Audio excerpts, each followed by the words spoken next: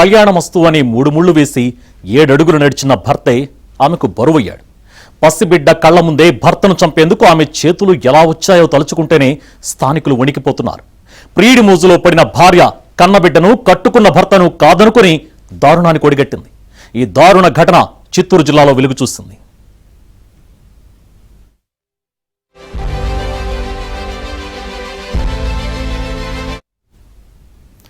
తమిళనాడులోని కృష్ణగిరి జిల్లాకు చెందిన 23 ఏళ్ల రమేష్కు కుప్పంలోని శాంతిపురాకి చెందిన 19 ఏళ్ల హాసినితో 2 ఏళ్ల క్రితం వివాహం జరిగింది. వీరికి ఒక చిన్న పాప కూడా ఉంది.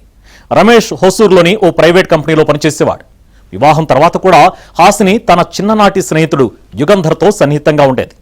భర్త అడ్డు తొలగించుకోవాలని ప్రియుడితో కలిసి పక్కాగా ప్లాన్ వేసింది.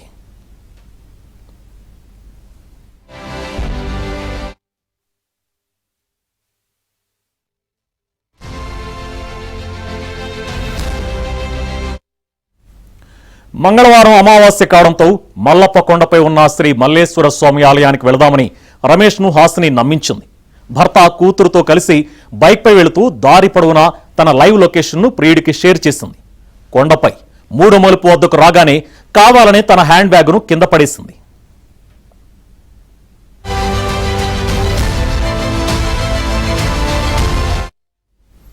ఇక రమేష్ బైక్ ఆపగానే ముందుగానే అక్కడ మాటు వేసిన యుగంధర్, అతని స్నేహితులు రమేష్పై దాడికి దిగారు.